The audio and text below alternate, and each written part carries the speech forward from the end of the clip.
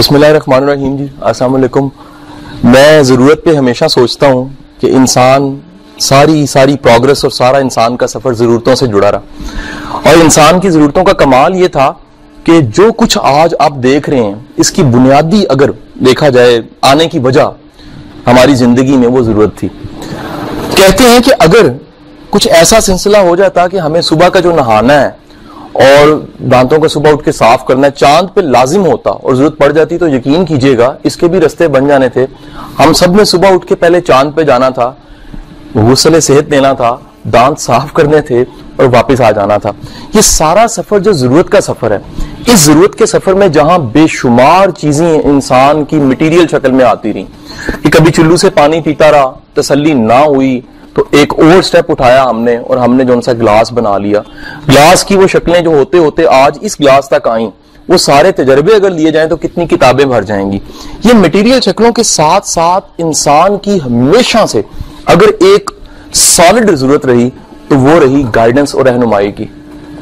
اور کمال دیکھیے کہ یہ گائیڈنس اور رہنمائی جو ان سی ہے، نیچر اتنی مہربان تھی کہ ہر زمانے میں، ہر دور میں کچھ لوگ ایسے جن کی فہم، جن کی عقل، جن کی سمجھ، جن کی دانش زمانے سے بہتر تھی، وہ اپنی فہم میں، فکر میں اتنے بلند ضرور تھے کہ اس وقت کو بھی دیکھ رہے ہوتے تھے جس وقت کو زمانہ نہیں دیکھ رہا ہوتا تھا۔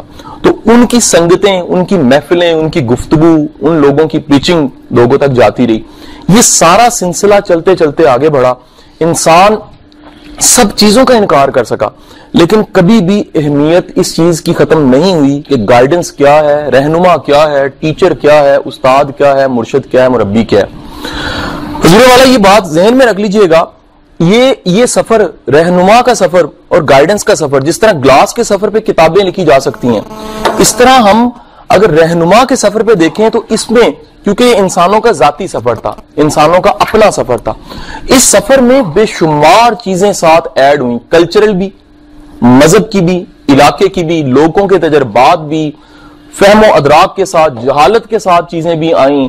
وہ زمانے بھی تھے جب بادشاہ وقت کو سجدہ لازم تھا، وہ زمانے بھی تھے جب سجدہ تعظیمی کو لازم قرار دیا جاتا تھا اور اس میں کوئی مذائقہ بھی نہیں تھا اس وقت میں۔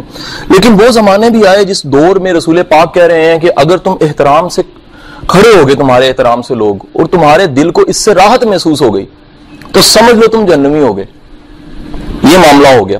اب یہ سارے کے سارے انداز سیکھنے کے، سکھانے کے، ادب کے، آداب کے اور یہ آپس میں ریلیشن بنانے کے، یہ چلتے چلتے جب ہمارے دور میں آتے ہیں تو اتنی انفارمیشن کی برمار، اتنے علم کی برمار، اتنے اساتذہ کی برمار اور اتنی ساری چیزیں مل کے کچھ چیزیں بڑی واضح کر دیتی ہیں پکچرز کو۔ ایک یہ ہمیشہ ذہن میں رکھیے گا، جس طرح ضرورت کے ساتھ چیز ایجاد ہوئی اور ساتھ آئی، استاد، ٹیچر، میرے مطابق اگر آپ اس کی ضرورت محسوس کریں تو پھر نیچر اتنی مہربان ہوتی ہے، ایسے لوگ آپ کے رستے میں لانے لگ پڑتی ہے۔ عجیب بات ہے، نیچر اتنی مہربان ہے کہ اس تک جانے کے رستے بن جاتے ہیں۔ مجھے کبھی واقعہ نہیں بھولتا احمد بن حنبل کا، کہ ایک دفعہ سفر کر رہے تھے، پیسے ختم ہو گئے، تو انہوں نے کہا کہ چلو کسی مسجد میں جا کے ٹھکانہ کرتا ہوں۔ مسجد میں گئے اور مسجد میں کچھ تھوڑا ٹائم گزارا تو رات کے پچھلے پہر جو مولوی صاحب تھے وہ 22 قسم کے تھے، انہوں نے دیکھا یار یہ لباس بہتر نہیں ہے، یہ شخص یہاں پر رکا ہوا ہے۔ اس نے انہیں باہر نکالنے کی کوشش کی، انہوں نے بڑا کہا مسافر ہوں یار، دیکھو مسجدوں میں لوگ ٹھہر جاتے ہیں، مہربانی کرو رات گزارنی ہے۔ اس نے کہا نہیں جی نہیں۔ آخر کار جب اس نے دیکھا کہ ایسے معاملہ سمجھانے سے یہ باہر نہیں جائیں گے تو اس نے گھسیٹ کے، حتیٰ کہ ٹانگ سے پکڑ کے گھسیٹ کے باہر نکال دیا۔ باہر بیٹھے تھے تو دیکھا کہ ایک شخص آیا ہے، اس نے دیکھا کہ یار یہ پرسان حال بندہ ایک ایسا ہے اور اس کو ساتھ ہی لے جاؤں میں۔ اس نے کہا جی آپ میرے ساتھ چلیے، مسافر ہیں، میرے گھر ٹھہر لیجئے۔ وہ گھر گئے تو گھر کیا دیکھا کہ وہ ساری رات جائے نماز بچھائے دعائیں مانگ رہا ہے۔ تو انہوں نے کہا کہ معاملہ کیا ہے یار، تم کیا مانگ رہے ہو؟ ساری رات اس طرح گزر گئی ہے، صبح ہو گئی ہے، مجھے تو تم نے جگہ دے دی تھی، یہ کیا مانگ رہے ہو؟ اس نے کہا کہ جی میری بڑی خواہشیں تھیں، بڑی تمنائیں تھیں، میری ایک خواہش رہ گئی تھی جو آج تک پوری نہیں ہوئی اور دعا کر رہا ہوں کہ وہ پوری ہو جائے۔ انہوں نے کہا جی خواہش کیا تھی؟ اس نے کہا میری خواہش یہ تھی کہ وقت کا امام احمد بن حنبل، کبھی اس سے میرا رابطہ ہو جائے، تو اس نے امام احمد بن حنبل نے رو کے کہا کہ دیکھو کمال، تمہاری طلب اتنی سچی ہے، گھسیٹ کے مجھے تمہارے تک لا دیا گیا۔ اگر تمہاری طلب سچی نہ ہوتی تو اس سے زیادہ کیا ہو سکتا ہے، وقت کا امام گھسیٹ کے تمہارے گھر تک آ گیا وہ۔ تو حضور والا یہ معاملہ جتنا طلب سے جڑا ہوا ہے اور جتنا سچی طلب سے جڑا ہوا ہے، یقین کیجئے گا کسی چیز سے نہیں جڑا ہوا۔ اسی لیے دیکھا گیا ہے کہ نیچر جب بھی وہ سچی طلب دیکھتی ہے، اس کو کئی واقعات اور کئی ایسی روایات سے مزید کر لیتے ہیں تھوڑا سا واضح۔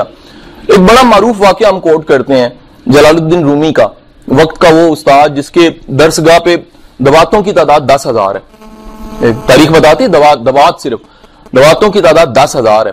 10,000 دواتوں والا استاد، یعنی اس کی درسگاہ اگر اندازہ کیجیے، آج کی سپیریئر لیجیے، آج کی یونیورسٹی پنجاب لیجیے، 10,000 دواتیں ہیں وہاں پر، اور استاد اپنا درس جب دیتا ہے تو عالم یہ ہوتا ہے کہ پیچھے استاد کے ہاتھ کی لکھی کتابیں، جو دیوار پیچھے بنی ہوئی ہے وہ دیوار استاد کے ہاتھ کی لکھی کتابوں کی ہے۔ یقیناً محنت ہے سر، آپ ٹائپ کریں ڈیلیٹ ہو جائے تو کتنا دکھ ہوتا ہے، ہاتھ سے لکھیں کتابیں اور وہ کل کلاں کو غائب ہو جائیں تو کتنا دکھ ہوتا ہے۔ تو کہتے ہیں کہ ایک ایسا ہی مست مولا، ایک ایسا بندہ جس کو کوئی سمجھ نہیں تھی، فہم نہیں تھا، وہ چلتے چلتے وہاں آ گیا، آگے اس نے کہا کہ یہ جو تم پڑھا رہے ہو اور یہ کتابیں سب کچھ کیا ہے، یہ کیا معاملہ ہے، یہ کیا میلہ لگایا ہوا ہے؟ اس نے کہا کہ یار چھوڑو، تمہیں کیا پتا یہ کیا ہے، یہ صرف و نحو کی فقہ کی سننا کی باتیں ہیں، تم اپنا حال دیکھو، حلیہ دیکھو، جاؤ یہاں سے کام کرو۔ وہ جلال میں آیا اور اس نے فوری طور پہ کتابوں کو پاس تالاب میں پھینک دیا، کافی کتابیں گر گئیں، اور کہتے ہیں روایت لکھنے والا کہتا ہے کہ ان کی سیاہی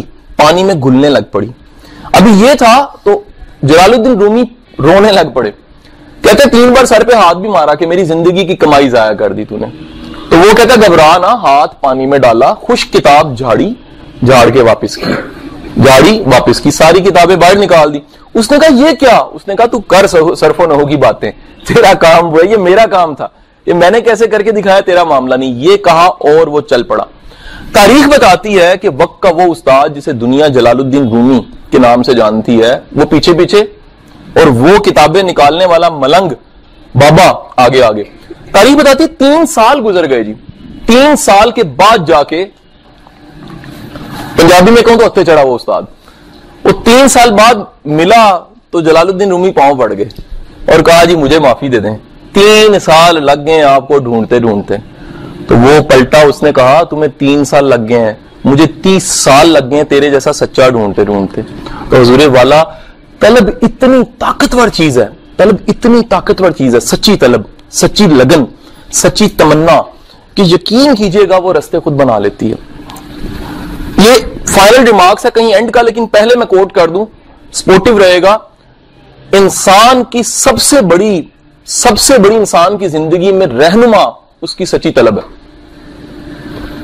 اگلا جملہ لیجئے گا، یہ سچی طلب اتنی طاقتور ہے، بعض اوقات جھوٹے پیر سے بھی فائدہ دے دیتی ہے۔ بڑے لوگ ایسے تاریخ میں دیکھے گئے کہ انہوں نے پینڈا جو طے کیا وہ جھوٹے بندے کے ساتھ طے کر لیا، لیکن خود سچے تھے۔ نیچر دیکھ رہی تھی، قدرت مہربان تھی، قدرت نے کہا کہ کوئی مسئلہ نہیں ہے، پرابلم کوئی نہیں ہے، بندے نے ریوارڈ تھوڑا دینا ہے، ریوارڈ تو بندوں کے پاس ہے ہی نہیں ہے۔ بینگ اے بلیور ہمارا بلیو ہے کہ ریوارڈ بندہ نہیں دے سکتا جی، آپ کی ایفرٹس کا ریوارڈ، آپ کے خلوص کا، آپ کی نیک نیتی اور آپ کی بے شمار محنتوں کا ریوارڈ بندہ نہیں، نیچر دے سکتی ہے۔ نیچر دیکھ رہی تھی کہ یار یہ جو پینڈا کھوٹا کر رہا ہے، بظاہر یہ کسی ایسے کے ساتھ کر رہا ہے جو سچا نہیں ہے، نیچر نے ریوارڈ دینا تھا۔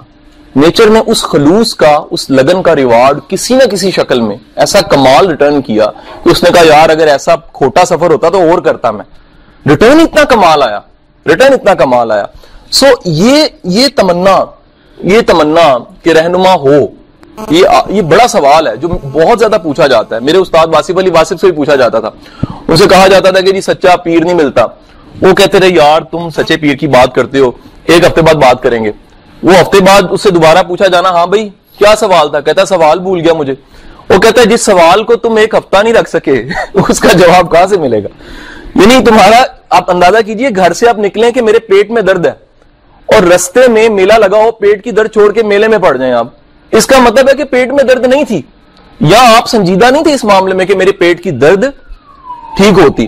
آپ کا یہ معاملہ کہ میری زندگی میں استاد ہو، یہ معاملہ کہ میری زندگی میں رہنما ہو، یہ معاملہ کہ مجھے کوئی رستہ بتا دے، یقین کیجئے گا اس کی اگر ڈیپینڈنسی ہے، اگر اس بات کا کسی چیز سے تعلق ہے، وہ آپ کی لگن کے ساتھ ہے، آپ کا سچا ہونے کے ساتھ ہے، آپ اس معاملے میں سچے ہوتے ہیں، نیچر اتنی مہربان ہے رستے بنانے لگ پڑتی ہے۔ ایسے ایسے لوگ آ جائیں گے جو ڈائریکٹ انڈائریکٹ وہاں تک لے جائیں گے جہاں تک آپ نے جانا ہے، اس سے بھی آگے لے جائیں گے۔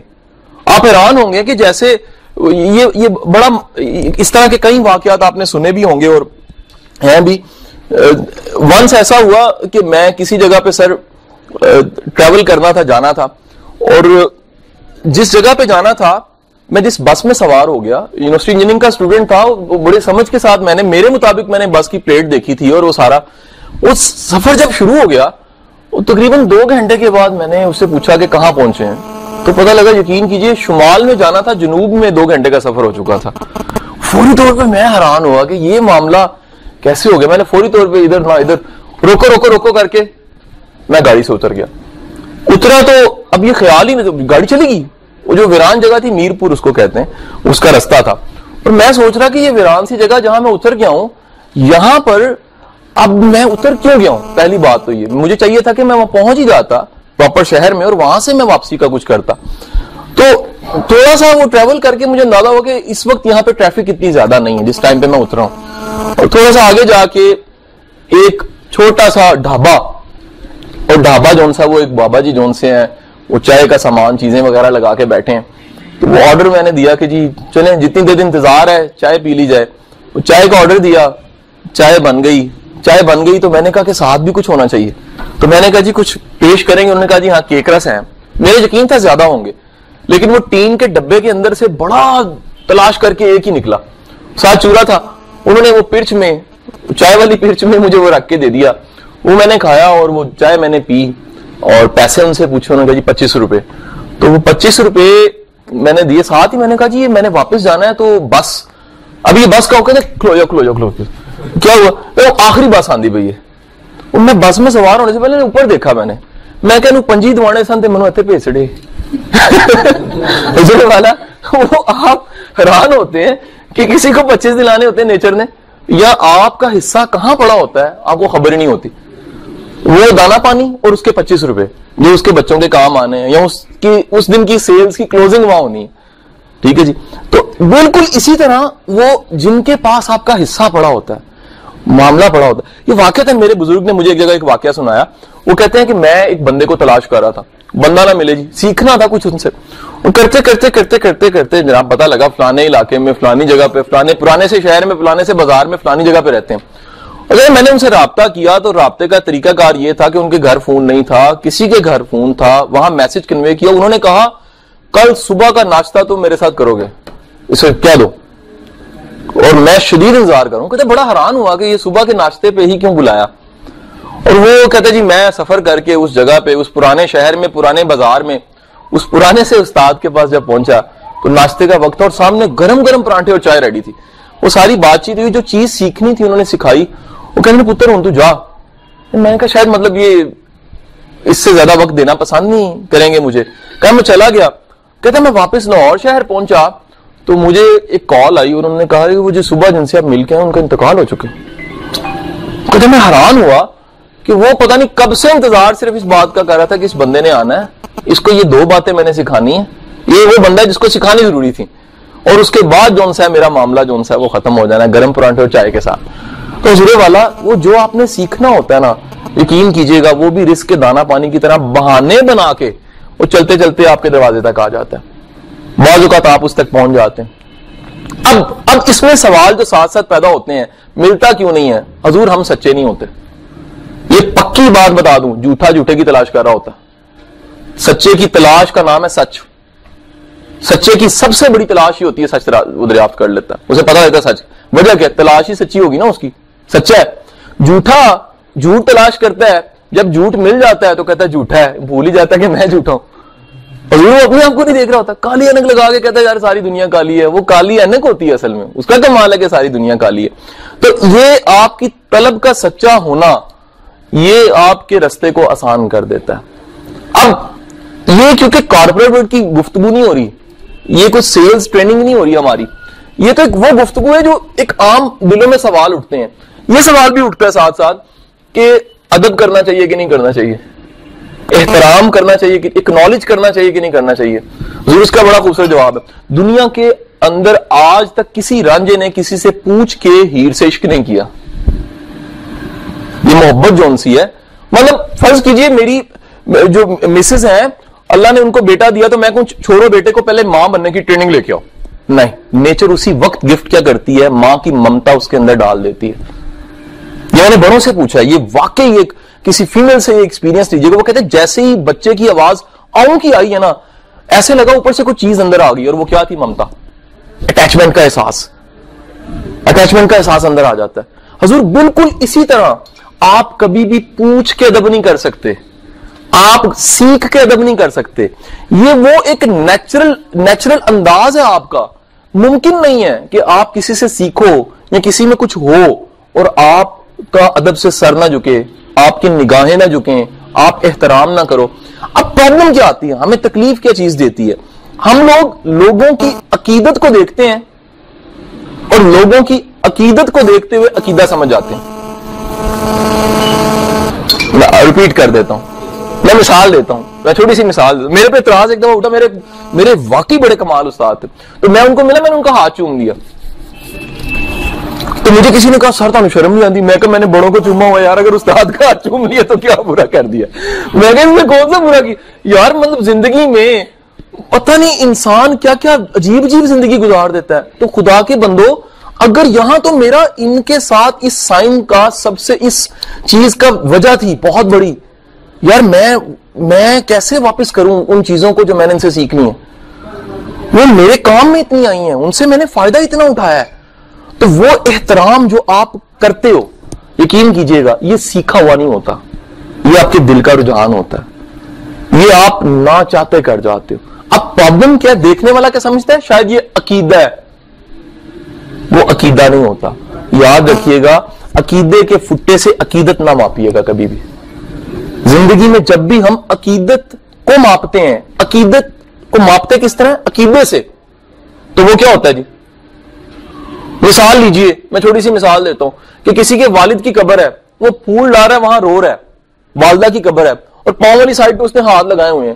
آپ فوراً شرکن کر دیں عرب والا آ کے, آپ کہتے ہیں جی کافر ہو گیا تم. وہ خدا کے بندے, اس کی ماں سے محبت ہے, وہ بیچارے سے ماں اس سے چلی گئی, اور ٹھنڈی مٹی کی قبر کو ماں سمجھ رہا ہے. ماں تو نہیں ہے وہ, لیکن اس کی وہ ساری یادیں وہ کیسے ڈینائی کر دے, وہ محبت کیسے چھوڑ دے؟ اس کی محبت کا اظہار یہ ہے کہ وہ 200 روپے کے پھول اور چند آنسو اور قبر کو وہ لمٹ کے تھوڑی دیر کے لیے بیٹھا ہوا ہے, وہ یادیں تازہ کر رہا ہے. اس میں کون سا عقیدہ آ گیا؟ یہ تو محبت کا اظہار تھا اس کا, جو اس کے بس میں نہیں تھا, اس کے کنٹرول میں نہیں تھا. تو حضور والا, جب ہم عقیدے کو لے کر عقیدت ماپتے ہیں تو کنفیوز ہو جاتے ہیں. ایک سیکنڈ یاد رکھیے گا, ہمیں دوسروں کو عقیدے کو ماپنے کی ضرورت بھی نہیں ہوتی.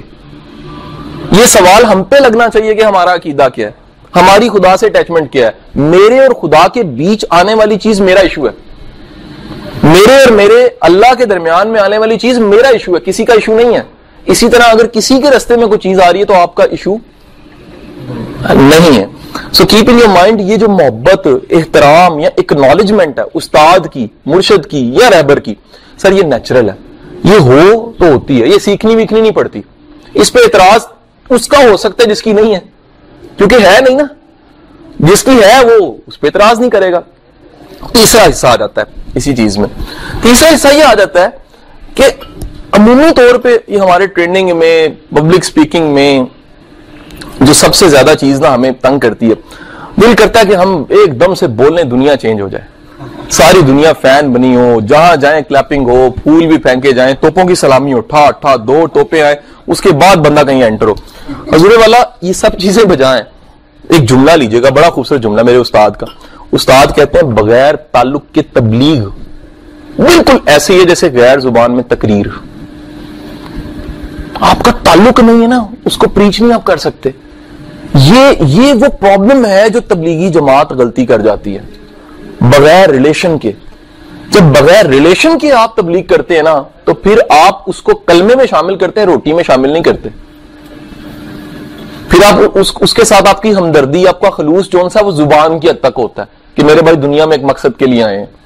وہ مقصد کے لیے تو آئے ہیں لیکن صرف زبان کی حد تک ہی ہے, ریچولز کی حد تک ہی ہے. پریکٹیکلی تمہارا میرا تعلق کیا ہے؟ حضور تبلیغ تعلق سے ہوتی ہے, ریلیشن سے ہوتی ہے. اور مزے کی بات بتاؤں, وہ ریلیشن ابتدا میں نفرت کا ہی ہو سکتا ہے, اسے ٹرن ہونا ہوتا ہے. سوچئے کہ روز اگر کوڑا پھینکا جائے اور آگے ہستی بھی کائنات کی سب سے معتبر ہستی انسانوں میں ہو, کوڑا پھینکنا اظہار ہے نا نفرت کا, یہ محبت کا اظہار تو نہیں ہے. وہ اور بڑھتی جا رہی ہوگی. انسان جب کام شروع کر دیتا ملٹی پلائی ہوتی ہے وہ چیز کہ یار اگر روک ٹوک نہیں ہے اور اس طرح تزیق یا تذلیل ہو رہی ہے تو اور کروں گا. اور کرتے کرتے کرتے کرتے کرتے وہ اس لیول پہ آ چکی ہے کہ وہاں یقینی بات ہے, امید ہے کسی دن اگر رسپانس آیا تو برا ہی آئے گا. لیکن اس دنیا میں اس سے بد فعلی کوئی نہیں ہوئے گی کہ رسول سامنے ہو اور بڑھیا کوڑا پھینک رہی ہو, اور اس سے معیاری رسپانس آگے سے نہیں آ سکتا کہ رسول پاک جا کے پوچھیں کہ آج خیر ہے آپ نے کوڑا نہیں پھینکا. حضور یہ چیز, یہ وہ ریلیشن ہے جو اس بڑھیا کے منہ سے لا الہ الا اللہ محمد رسول اللہ کہلوا دیتا ہے. اتنا طاقتور یہ ریلیشن ہے خلوص کا, محبت کا, ویل وشر ہونے کا, کہ وہ بڑھیا کے منہ سے نکلوا دیتا ہے کہ یار یہ محمد رسول اللہ تو میں, لا الہ تو میں نے نہیں دیکھا, خدا کو تو میں نے نہیں دیکھا, لیکن محمد رسول اللہ جھوٹا نہیں ہو سکتا. یہ نہیں ہو سکتا کہ اتنی بڑی ذات اتنا خوبصورت معاملہ میرے ساتھ کر رہی ہے, میں اس معاملے کے لائق نہیں ہوں. تو یہ نہیں ہو سکتا کہ یہ جو کہہ رہی ہو, جس چیز کی پریچنگ کر رہی ہو وہ. حضور سن لیجئے گا, ہمیں سب سے پہلے بات نہیں منوانی ہوتی, ہمیں اپنا آپ منوانا ہوتا ہے.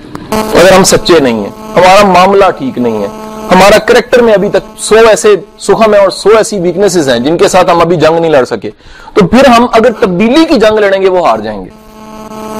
تبدیلی کی جنگ ہم نہیں لڑ سکتے. سب سے پہلی چیز یہ ہوتی ہے کہ صادق اور امین, وہ بے شک چھوٹے سرکٹ میں ہی ہو, اس کی بات سنی جاتی ہے. آپ معاملے میں ٹھیک نہیں ہیں, تنگ دل انسان تبلیغ نہیں کر سکتا جی. تنگ دل انسان استاد اچھا نہیں ہو سکتا. میں استاد ہونے کی گنجائش چھوڑ رہا ہوں, لیکن اچھا استاد نہیں ہو سکتا. استاد کا اگر کوئی دوسرا نام دنیا میں رکھا جاتا نا, خدا کی قسم سخی سے خوبصورت ورڈ ہی کوئی نہیں ہے. استاد سخی ہوتا ہے علم کے معاملے میں, اس کو کوئی پرواہ نہیں ہوتی.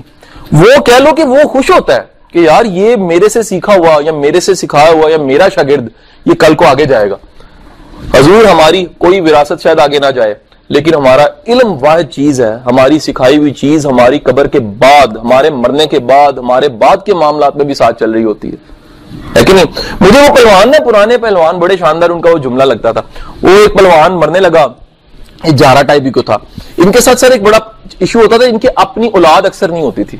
یہ کیونکہ وہ ایسی ٹریٹمنٹس میڈیسنز لیتے تھے اور ایکسرسائز اتنی ہوتی تھی اور شادیاں نہیں کرتے تھے.